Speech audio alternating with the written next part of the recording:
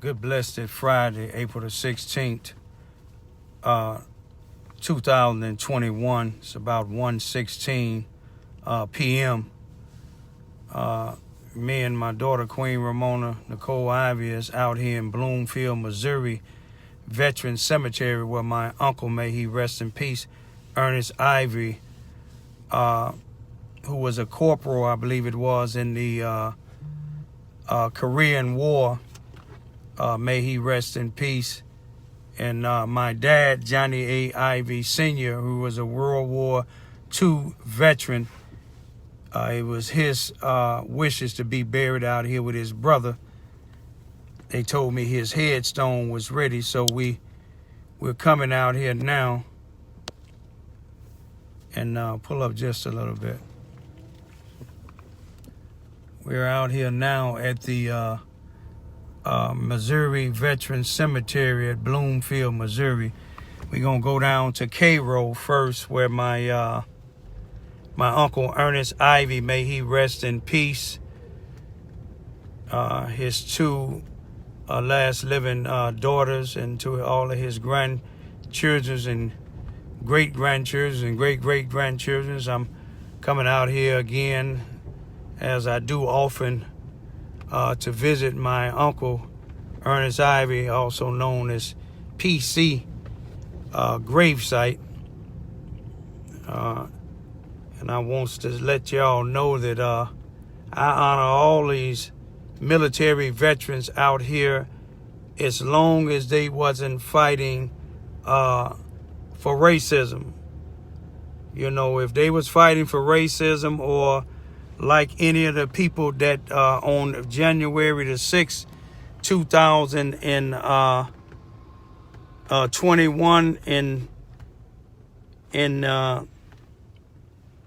in Washington, D.C., doing what they was doing up there, then I don't have any respect for them at all.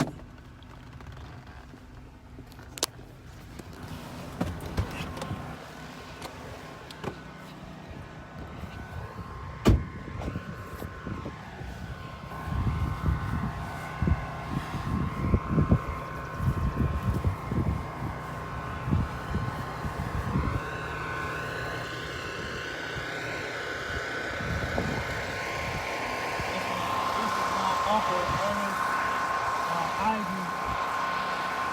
He was a corporal in the United States Korean War. You see, when he was born July the 20th, 1931, he passed away in February 27th of 2004. He has on the bottom, loving husband. And when you put something on these headstones, it's up to the person, that whether they his spouse, his children, or whoever have the control over it. I had the control of my dad. I could have said that me and my two young daughters was taking care of them. I could have had on here a loving dad and a loving granddad. But I'll show y'all what I had on here in his next. It'll have what he had did for all of his country and to all of his children. But I salute my uncle Ernest Ivy, and I salute all of the military personnel that's out here that either fought and died for this country, or who got out and passed away. I thank you for your service. But I want to say something else when I get to my dad's thing, and I'll say it now. These are the heroes. In Chicago, Illinois, just recently, a 13-year-old boy was shot and killed by a Chicago police officer, but he had committed a crime. And not saying that it was still justifiable that the police shot and killed him, because some said his hands was up and nothing was in it. But the police was pursuing him because him and a 21-year-old had went and shot at somebody's car. But what I'm bringing this here up because I read something today, what the Chicago police union head of the Chicago Police Union made a statement saying that the shooting was justifiable, and then he went on to say that the police officer that shot the 13-year-old was a hero, was his action was heroic. That wasn't no heroic action. And I don't think the police officer would say the same thing. I think that head of the union should be ousted for them particular statements, period. And we're gonna go to my dad's grave site now, which is in Iro. How you doing? Oh, we finna go to my dad's headstone, which is in Iro now.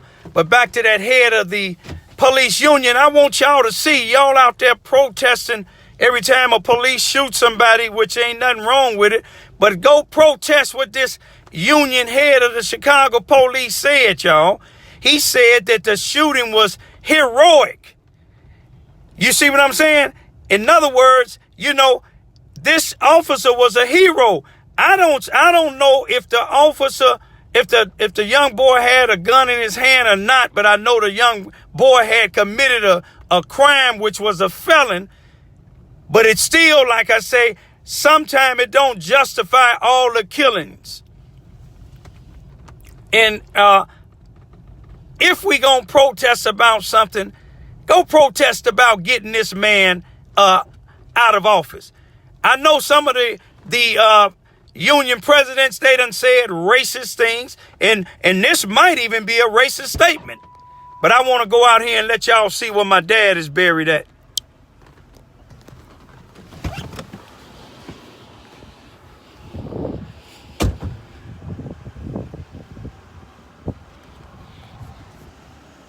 This is Iro. How coincidental it is, Iro, my dad's last name is Ivy. And I want to tell y'all something else that's coincidental.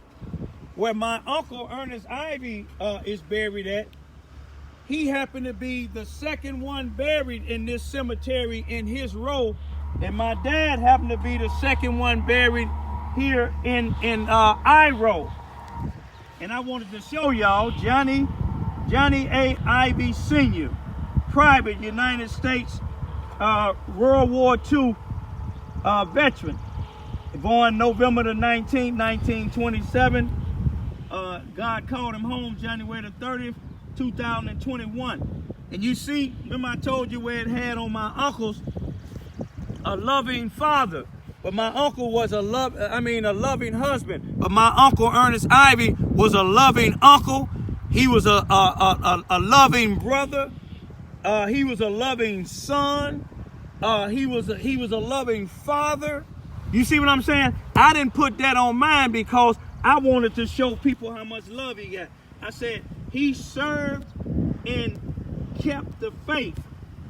He served in the military and he kept the faith. If he served in the military and kept the faith, guess what? If you have faith in God, you is all those things in one. You're a loving father. You're a loving husband. You know, I know he was a loving husband to my mother. He was a loving husband to his second wife. You see what I'm saying? He was a loving father to his 9 children. He was a loving uncle or grandfather to all his grandchildren and great-grandchildren. And I can go on and on. But again, I salute my dad and thank him for his service. And I want you to take a look around, y'all. I want you to take a look around. Again, that union president, he said that the shooting was justifiable. I don't know if it was justifiable or not. But when he uttered the words out that the police officers' actions was heroic, I believe if you talk to that police officer, I don't think that police officer would say that. I seen something that I don't normally see. The police officers was trying to revive this guy. You see the young 13-year-old. But that union, head of the union of the police department, I think he should be fired. Even though we have a First and a 14th Amendment right, what he just said can cause people to start harming police officers. You see what I'm saying? That was a very negative statement to call somebody a hero. And I know the police, I doubt very seriously if the police feel that his actions was heroic. And if he had it to do all over again, if he knew for sure that when he was shooting that he was going to kill this guy, I don't think he came to work to kill this guy. I don't think when the police is out there. Now, I'm going to tell you what's heroic. If that police officer that shot that 13-year-old, if he was rescuing somebody else, that's heroic. When I worked on the ambulance, I done saved many lives. I done delivered many babies. I done brought people back that had heart attacks, their heart stopped beating. I done brought them back. That wasn't heroic. That was my job. You union president, this is Raymond Lewis Ivy. I may be a felon. I may be black. I may come from the Cabrini Green projects. But if I had my will, I ask God to have you removed from office. You see what I'm saying? Removed from office. Period. Peace be still.